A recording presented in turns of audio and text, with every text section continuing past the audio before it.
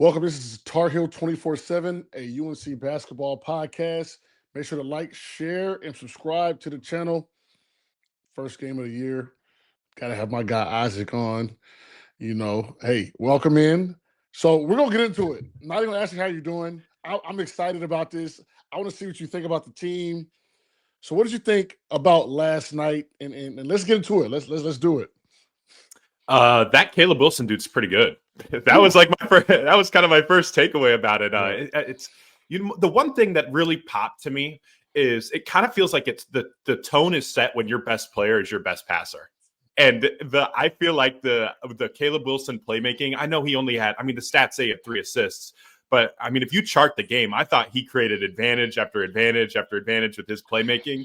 And when your best player is one of the most unselfish guys on the team, I feel like that really opens up kind of like a bunch of different buttons that this offensive coordinator can press. So interesting start. It's hard to take away a ton when, I think Central Arkansas had a front line that probably would get carved up at the rec center probably too. But for the most part, I feel like Carolina did what they needed to do last night.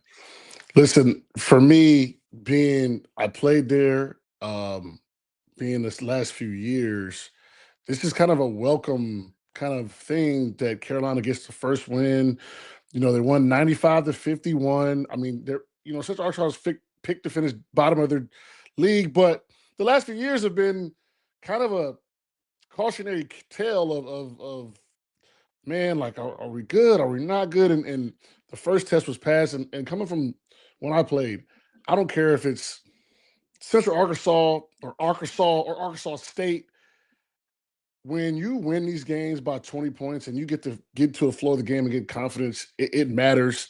I don't care what anyone says. So seeing Caleb Wilson set the tone, and like you said, he had a lot of hockey assists. He created a lot of advantages. I was so impressed. The first 4 I said on X. Now, I think that might have been the most impressive 4 minutes of a freshman debut I've ever seen. What do you think about that? He just pops. Just pops. I feel like he has done such a good job of simplifying his game.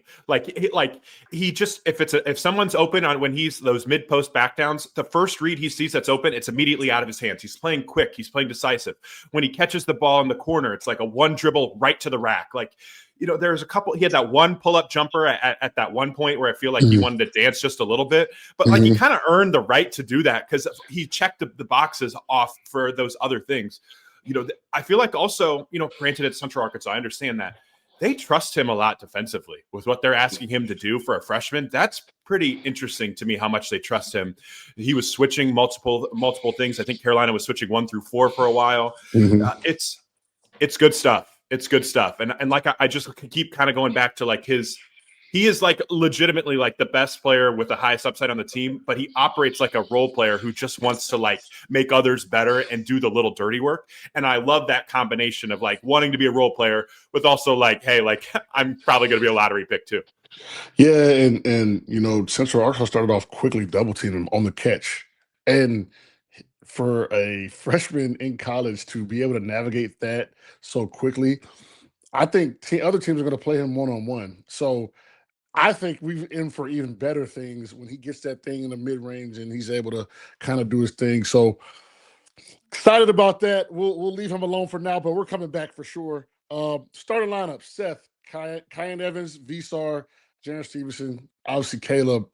Your initial thoughts on this lineup? Obviously, I thought maybe Luka may slide in there. He may slide in there next game. He didn't know if they was going to play it. I'm sure they had to practice with Stevenson. What did you think about what are your initial thoughts on that lineup? That's exactly what I thought too. It was just more like Jaren has to be there because we're prepped, trying to see if Luka's going to get cleared in time or not. The size is interesting. I think what you can do defensively was interesting as well. They were switching a bunch of the off-ball actions as well, even with Jaren at the 3. I think he's somebody that like the staff is starting to trust him guarding multiple positions as well. I think it's kind of like one of those lineups where I feel like they just look so different than what they did last year. And I'm not sure yet if it's a good thing. I think it's a good thing, but like it just feels so different. You know what I mean? Compared to what it was last year. I don't know. I think their best version is probably Luka at the 3, just because I feel like it balances the floor just a smidge better than Jaren. But I think that you kind of know who your top 6 players are right now, and that's probably a good thing. I'm just kind of curious to see kind of how it coalesces moving forward, because sometimes I felt like Jaren, like he wants to be this bully ball driver, but sometimes the handle isn't quite fully like there. You know, what is my job? Am I just a spacer? Can I get some cutting as well? Do I need to do those early duck ins and transition? Like it feels like he's still kind of figuring out what my job description is, and that's going to be a balancing act for them moving forward all year.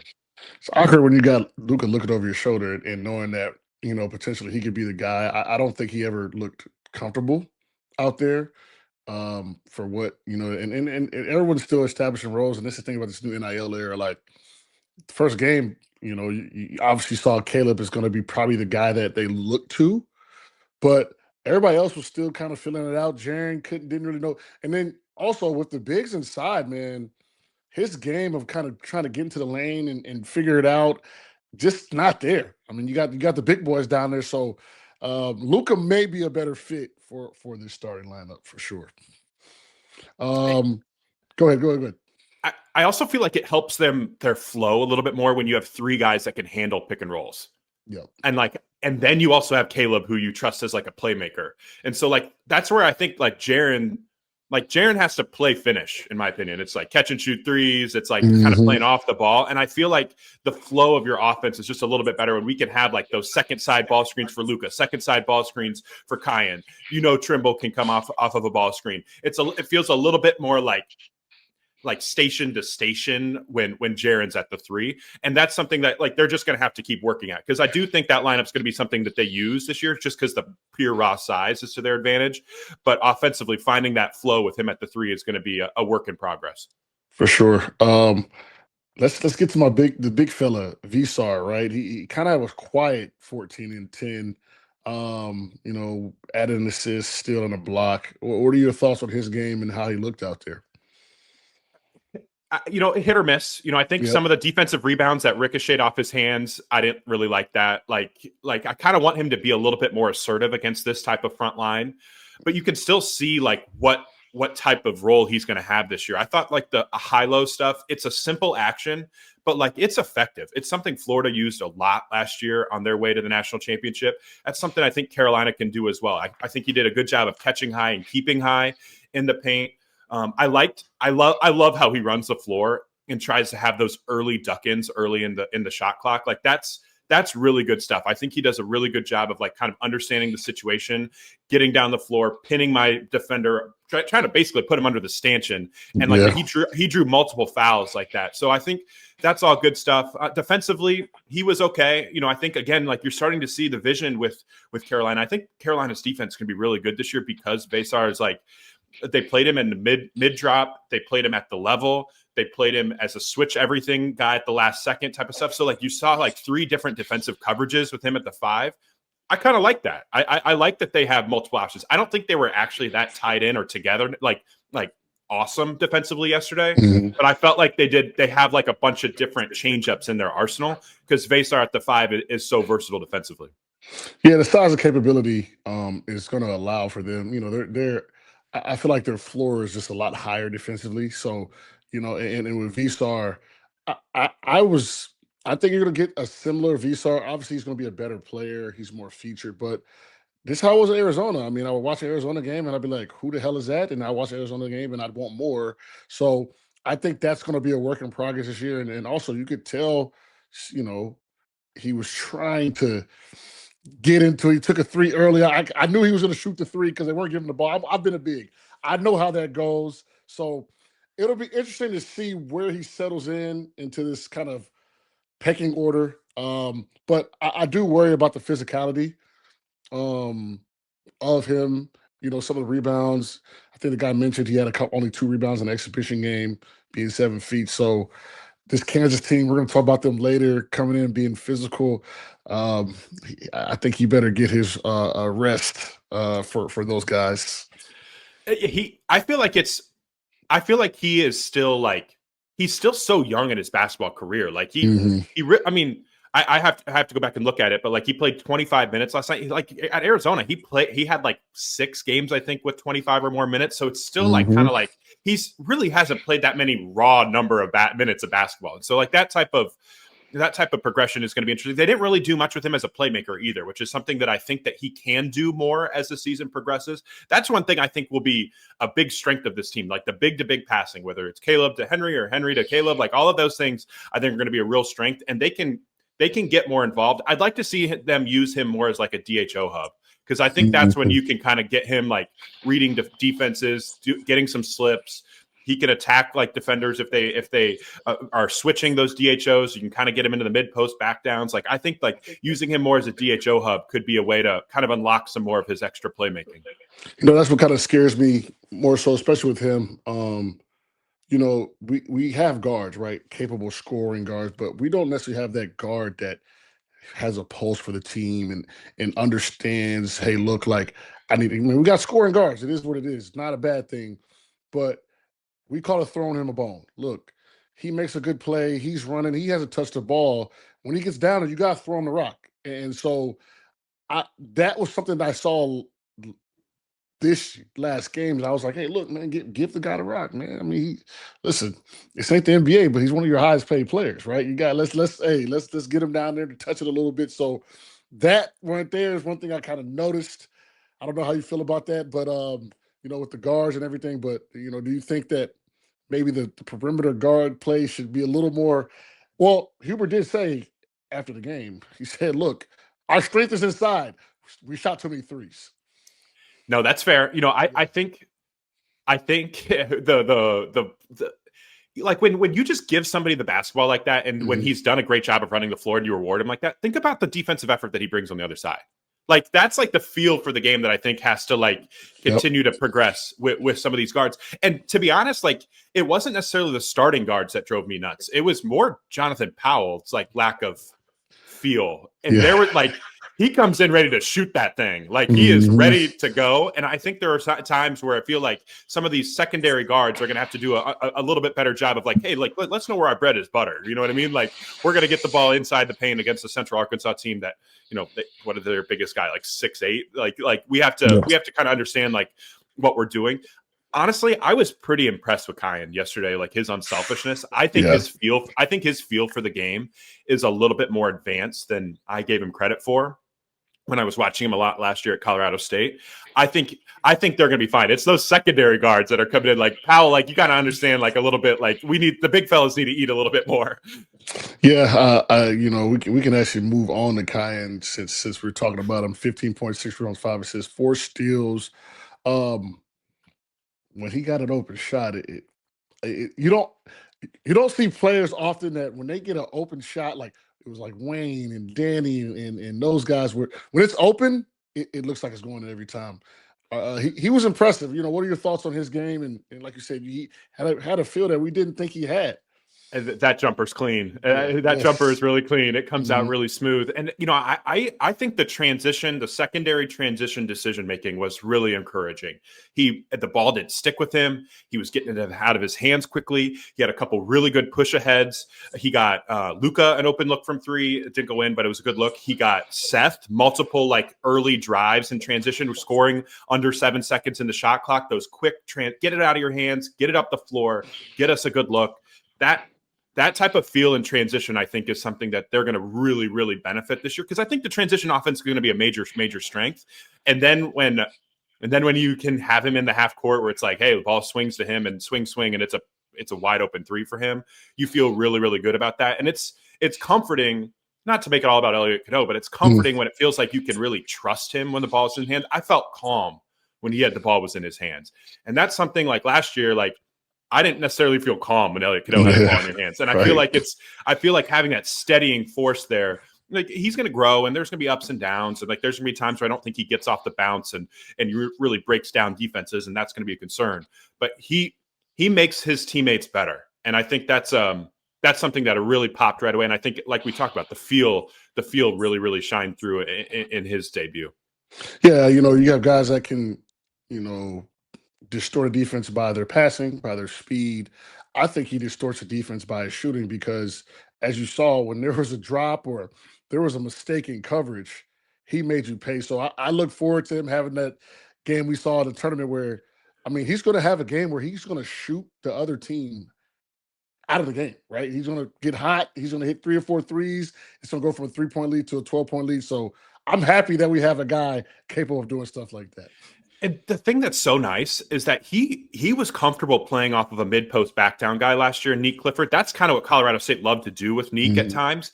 And it's really cool that he could do the exact same thing this year. Now, Caleb's going to be the guy, right, with those mid post back downs. But you see his feel as like an off ball mover. Like he finds open spaces. He doesn't stand in one spot. He's not easy for opposing defenders to guard. Like he found those open creases as a cutter. Like those, that's all really good stuff that he learned last year at Colorado State, playing a similar role off a star. And I think just as a complimentary guy, he's going to be a really, really nice piece. You know, there's going to be a lot of discussion with him all season long.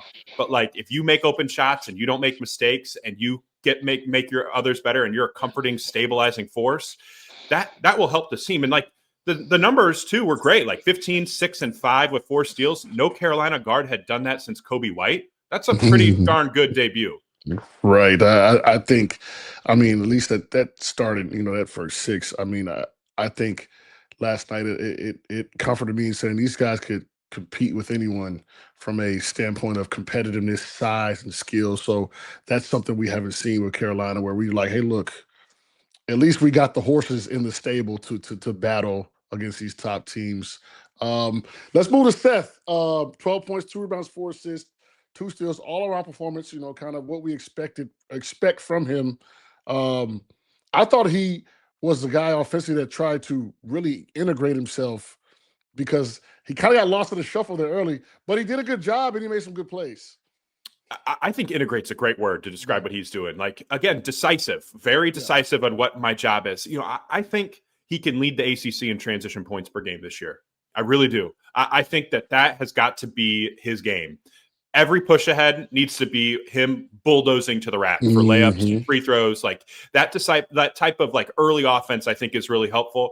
And, you know, I think the jumper looks a little bit better this year. I know that like he didn't, you know, make a 3 last night, but it looks cleaner coming out of his hand. I think he's clearly done some work with his prep before the ball gets into his hands, right? Like, and so I think just understanding like what my job is as a connective piece. And then when the turbo light flashes on in transition, I got to go. And I'll also like, I know that Carolina switched a lot, but he got the first assignment on Cam Hunter, who was Central Arkansas's probably going to be their best player, who was a former high major recruit, right? Like he went to Wisconsin last year and didn't play. So I think that says a lot about like how they feel about his perimeter defense. And we'll get to it later, but like he is going to have his hands full with Darren Peterson, not real soon. I'm excited to talk because I was watching Kansas stuff. We got a couple more guys, and then we're gonna move on because I'm super excited about that game. I think it could be the coming out party for the Tar Heels. Let's get to Luka. Found out minutes before that he was going to play. Hubert said the smile on his face he'll never forget. 20 minutes, finished with 10 points, 5 rebounds, 1 for 3 from 3-point land. What are your thoughts on his debut? I thought he looked the part. You know, I think he loves those little step back threes that look good. A couple come out of his hands. They ran some off movement threes for him out of bounds plays. I think that's going to certainly help unlock things for your offense. Defensively, I thought he was okay. Like there were a couple busted switches at times, but like his off-ball defense, I thought was pretty good. Kind of understands where to be, what to do. It's almost like he's played professional basketball. Just kind of good to see him again integrate into the flow and how he's going to help this team. I think the secondary playmaking is something that he didn't show a ton of last night, but it will come. And he's going to be a good player. Like I don't think he's a star. I think he is a really, really solid role player. I still, like the side note, I cannot believe it took Carolina this long to get him cleared. I can't believe that happened. But crisis averted, and now we go. Yeah, I thought my initial thoughts were he looks comfortable. He looks comfortable. He looks like he's out there playing against college kids, and he's playing against grown men. I don't think he didn't look scared. He didn't look hesitant. And so I think that is going to be so good for us as well, because I personally think when things get real, I think he's going to be the one to take that big shot, or he's going to be one to make that big shot, because you know what? Hey, look, I understand this is big time college basketball, but I'm a pro. I was a pro, and I played against pros, grown men, and I think he's going to rise to the moment in a few games. I'm excited. He just looks so cool out there, and he shot, played with a good pace, and I loved how he looked out there, man. Do you think he turns into the alpha of this team? I don't know if he turns into the alpha, but I see his shot selection and I see what he's capable of. And like I said, I think he could potentially be a second leading or third leading scorer because um, he just looks like you say he looks the part and just looks like he looks like a pro out there, right? He just Yeah. and so I'm excited to see what he does, but I know we'll be talking throughout the year. He's gonna have a game where we're gonna be like jaw to the floor. He's gonna hit a bunch of threes. So I was super impressed with just how comfortable he looks from being in a different country, just being cleared to play. I mean, I couldn't ask for more, man. Yeah, no, he's another one. He's a little bit like Kyan, where like the ball comes out of his hands, you think it's going in. Like, and that's kind of nice to have. And like we were talking about earlier, I think that the point guard stuff, what it is, but I like how many plus decision makers are on this team. I kind of trust Kyan to make good reads. I kind of trust Luka to make good reads. I trust Caleb to make good reads. I think Henry's going to continue to grow at that. Like, it's kind of nice to have all of these little like secondary playmakers that you can run actions to. It feels like as this offense continues to grow and as they continue to get more time together, they can really match up hunt a little bit and be like, hey, like Luka's being guarded by the third worst or the third best perimeter defender today. Like, we're going to put that dude in the action like 15 times tonight. Listen, I'll never forget this, man. This has stuck with me throughout my career. Even when I look at scouting reports when I was a pro, Coach Williams would always say, look, if we play a team of 5 guys averaging double figures, I don't care if it was Nickel State or NC State. It's going to be a tough night because who do you guard, right? Who's going to be the guy when there's 5 guys averaging double figures? That looks like what this team is going to be. 5 guys averaging double figures. So I think, I would say we're 6 years deep, which scares me a little bit, right, down the stretch. But for now, man, I think as a unit, 5 guys averaging over double figures, it's going to be tough to guard. Who do you guard every night, man? No, that's a good point. And I think your point about the depth is something I had in my notes too, because I wasn't really impressed with the backup bigs last night. Zayden High looked a little rusty, right? Like he hasn't played a lot of basketball. Yep. And then James Brown, he comes in and immediately blows a pick and roll coverage on his first play and he doesn't box out on the next one. It's like, okay, like those young guys are going to have to get better in a hurry because like you just can't make it through this season with Caleb and Henry like taking up, they're going to need help. They're going to need help. Those 2 guys you're going to have at least one of them. I think Dixon's going to be a part of this team eventually. Yeah, for sure. I think he's so smooth. He's so steady. Like, I know the box score didn't really pop yesterday, but 5 defensive rebounds. I think you'll take that for a guard. Like, he's somebody that's going to come in and stick his nose in the fan. I think he'll help this team eventually, but you're right. Like, the Jonathan Powell minutes were a little shaky as well, too. And I think if Carolina's best version, they need to find 7 or 8 that they trust. And after last night, I feel like you feel good about, like you said, 6-ish. Yeah, I think Zayden's going to get better. James Brown as well. I think both those guys. I think one thing that Coach Davis may have to do, and what Coach Williams, to his credit, I mean, he's going to have to pick a guy and stick with him and let him work those kinks out early before we get to the meat of the season. So I think Kansas will go a long way into determining that. But with the guards coming up, I love Dixon. Looked fine. I mean, he didn't do much, but freshman coming off the bench, he didn't hurt us, and that's all you don't want to hurt us, and he didn't hurt us, and that's all I could ask for. That's how you get on the floor, right? Like, you just like, can I trust you? Do you not? Do you make good decisions? Do you not kill us? Do you rebound? Like, I didn't see many. I know they were switching a lot, and there was a couple busts, right? With like the switch everything, especially off the ball against a Princeton style offense. You kind of knew that was going to happen. I thought Dixon looked pretty tuned in defensively to the scouting report. Did a pretty nice job. Like, his screen navigation was also really good too when they were playing like regular drop. Like, he wasn't. I mean, for a big guard, he doesn't really get hit by a ton of screens. So I think that's those little things I think will get you on the floor more and more as the season progresses. And going back to Powell, I don't think it's his shot making ability. I think his shot selection. He took a lot of tough, out of rhythm shots. And I wasn't necessarily a shooter, but I did shoot threes in the NBA toward the end of my career.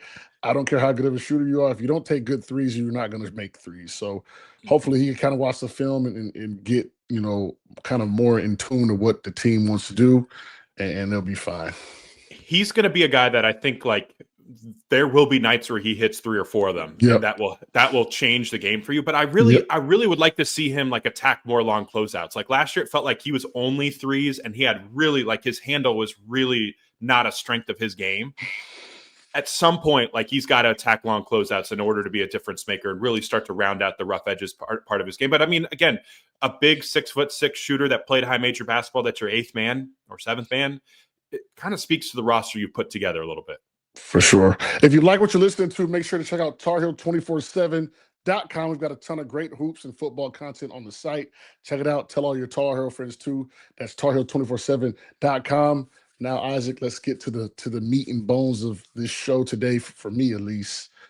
Next up, we got Kansas. 7 o'clock, Smith Center Friday. They took care of business beating Green Bay last night pretty easily. Your thoughts on this Kansas team and their prospects for this season before we get into the matchup. Boy, this is going to be big time, right? The thing with Kansas, I'm a little bit more bullish on Kansas this year because I think they have an NBA guard. Last year, I felt like DeJuan Harris at point guard, he wasn't the problem, but I didn't think he was the solution either. That he really struggled at the rim. Like you didn't really have to guard him at times.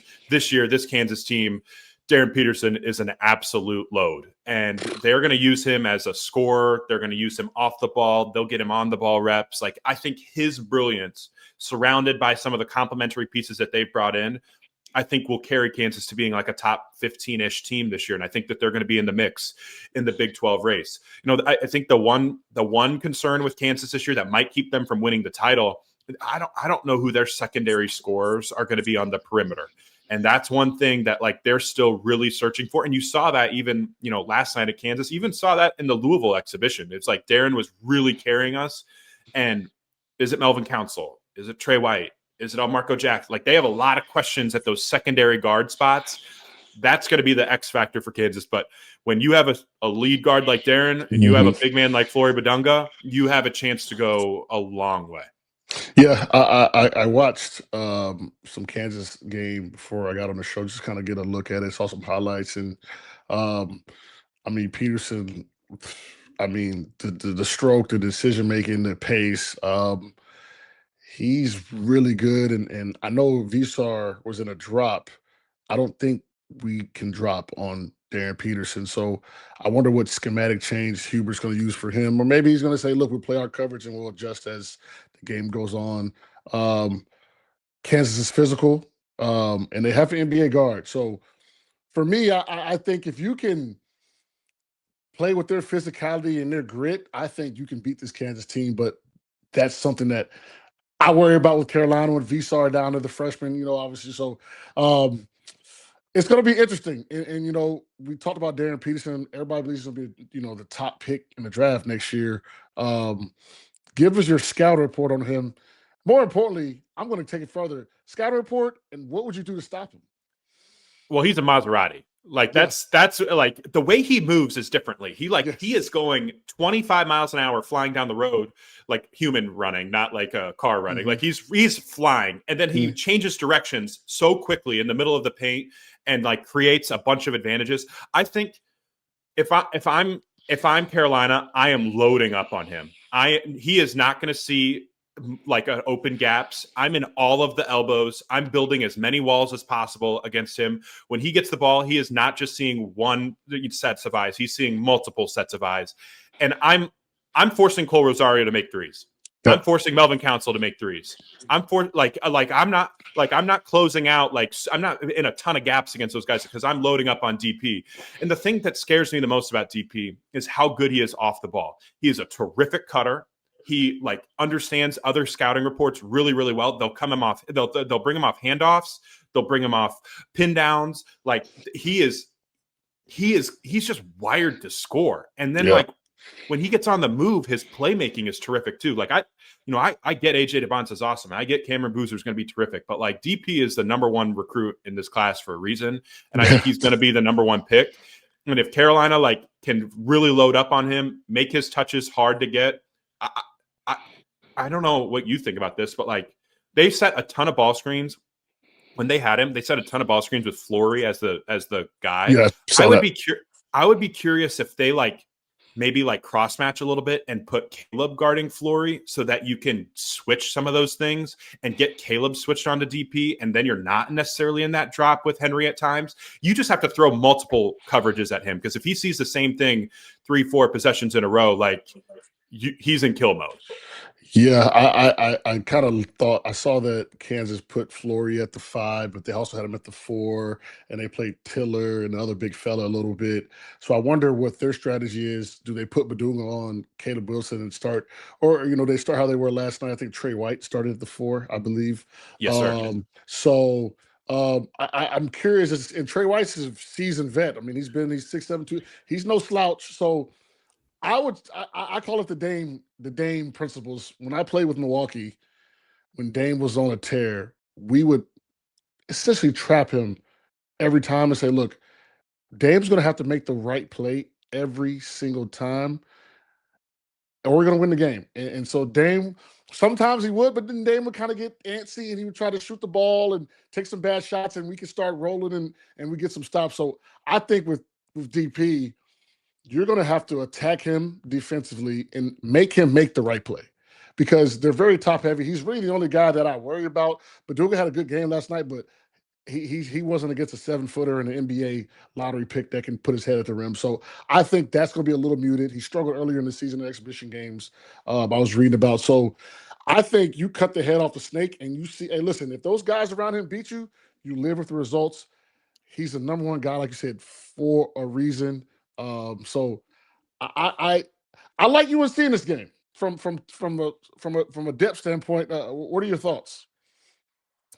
I'm curious if the off-ball switching for UNC can get better, because what do we know about Bill Self's offenses? Like, he's one of the geniuses on the whiteboard. Like, he is going to really take advantage of any busts he sees, and that's where I think like we're going to learn a lot about Kyan Evans defensively in this game. I think we're going to learn a lot about Luka defensively on the ball in this game, because they're going to try really hard to find Kyan in matchups. They're going to try to find Luka at times in matchups as well. It's going to be a war. And I also think that like DP cutting the head off the snake is totally, I agree with that. But you also cannot let Melvin Council bully you. He is an absolute bulldog who wants to get downhill. He wants to pressure the rim. He wants to get to the free throw line, and he's got some nasty in him too. And like, you have to be up to the task, like physically with him, because you understand like he's walking on the floor like thinking that he's going to try to like big boy you every single time. He's like 6'4", 180, and like he's a bulldog. Like, he's a bulldog. You cannot let him like kind of feel like get some swagger early in the game. I agree with you though. Like, I think Carolina can absolutely win this game. I think they're the deeper team. I think they have better guard play outside of like the superstars. Like, Darren's the best guard on the floor. But after that, I think you feel good about the next 3 guards. And this is a game where I think that if Carolina's defense can be at the level that they need to be, they have to be so connected. Seth has to be an absolute pest on the ball. And like, I'm not switching. Seth, like, get over screens and stick with Darren Peterson. Like, we're not switching, like getting ourselves into bad switches. Caleb has to like have a bunch of really terrific like secondary defense there to really cut off some of those drives. And Henry, like, again, match the physicality with Flory, and I think you're in a decent spot. Like, Kansas scored a bunch against Louisville. Kansas scored a bunch last night against Green Bay. But I don't think this offense is going to be special this year. I really don't. And your defense, if you can hold them in the 70s, you got a chance to win this basketball game for sure. Yeah, and it's a good point you bring. I mean, maybe I'm a little biased, but I don't know if there's a guy on the perimeter, that I would want guarding the number 1 player in the draft. I think from a practice standpoint, I think from a standpoint of him proving to the country that he is one of the best defenders. And listen, he's done it year in and year out, guarding the best guys. And him on DP, I know they're going to put him in actions, but at least one-on-one, I feel great about it, right? I feel great. I feel like Steph's going to sit down. But he is the number 1 pick for a reason in a class with some real talented players. So, I do think UNC, when I initially just thought about it, I said, man, Kansas is going to be tough. UNC, new team. But Kansas has kind of got 1.5 guys, 2 guys that we got to worry about. I think, well, how do you prepare for UNC right now, right? Like, who do you, okay, did we cut off Caleb Wilson? I don't think Bill Self's going to double team Caleb Wilson off the rip, so he's going to be able to work a little bit. All right, now we got space, right? Seth could come in and be the guy. Who's the guy, right? Vstar could be the guy. So I think it's going to be terribly difficult to scout for us at the moment. And I think that ultimately gets us to the top, and we win at home, by the way. So the other thing too, I think that Louisville missed some really good looks in transition against Kansas when I was kind of watching that exhibition. Kansas's transition defense wasn't really connected yet. Again, young team. Cole Rosario's a freshman. Darren Peterson's a really good freshman, but he's still a freshman. Melvin Council, newcomer. Like they really only have or Trey White's obviously a newcomer, even though he's played a lot of college basketball. Like they have their top 9 guys. Only 8 of them are basically new. So if that transition defense is not connected, that's where Carolina, I think, can make some hay. Understand kind of where what we need to do in transition is going to be huge. If you can force those long shots and you rebound and run, I think you're going to have some open looks there. And like I said, I think this is the time where all of those talks about, hey, we can be a top 10 defense and hey, we've got our personnel here to be bigger and stronger. This is where you actually go out and prove it. Because if you can get stops in this game, and you can run, you'll win. Yeah, I think having this game at home, right? Hubert's 5th year, new team, new money. I think this is a slam dunk spot to show the world, quiet the fans, quiet everyone, and say, look, Carolina is here. We're going to be good this year. And also, they're favored barely, but they're favored. So I think that's another thing too. I looked up there 1.5 point favorites. I think that's I think Carolina gets this game. I'm not gonna say they're gonna blow them out, but from what I saw, the depth and the things Kansas did, I love the Tar Heels. Would you agree? Yeah, I think Carolina wins this game. I think Carolina wins this game, and I think this is I think some of the pick and pop stuff will be there in this game as well too, especially when Flory Badunga's not on the floor. Because I'd love to put some of these young bigs in the action that Kansas has, Bryson Tiller. Let's see what you got. Paul Mbaya. Let's see what you got. Yep. So you're going to put some of those young guys in the action against 3 guards that can all make plays, pass, dribble, shoot. I think that's where Carolina can find some money to be had. And again, I think the reason why I like Carolina is I don't trust the secondary cast for Kansas to make shots. Cole Rosario was 1 for 6 from 3 against Green Bay, and I don't think he made a 3 against Louisville. It didn't look pretty. Jaden Dawson, their stud, Loyola of Chicago transferred they're high on, has not made shots and has struggled all summer. So if you could really load up on DP and force some contested threes towards the end, that's a huge win for Carolina. That's where I think they have to live and die is DP is not going to beat us. And we're going to make Trey White make threes. We're going to make Cole Rosario make threes. We're going to make Melvin Council make threes. And if they do, so be it, but they're not going to. For sure. I don't think first game on the road, and I think it'll be the Dean Dome will be rocking. Pretty sure Coach Williams is going to be there. So we've got the Tar Heels. And that's not because I'm a Tar Heel. I'll tell you straight up, if I like Kansas, I initially did, but once I started doing some digging, I watched the tape and saw some stats. I said, you know what? Carolina can beat these guys. Well, here's the thing too, John. We also like making money, so that's also part of this. Exactly, for sure. So, listen, that's it, Isaac. I appreciate you coming on. Isaac will be with us a lot of times for reviews and previews of games. I got Tyshawn Taylor coming on this week. We're going to talk about the Elite 8 loss. He lives in Clearwater here, so that's my guy. We're going to talk about the preview for the game. So it's going to be a fun episode coming up for the preview of the Kansas game. Isaac, thank you so much. Of course. Thanks for having me. Yes, sir. As always, you can read the latest from Isaac on 247sports.com. Thanks for watching on YouTube and listening wherever you get your podcasts. Be sure to check out TarHeel247.com for the latest wall-to-wall coverage of Carolina athletics. See you next time.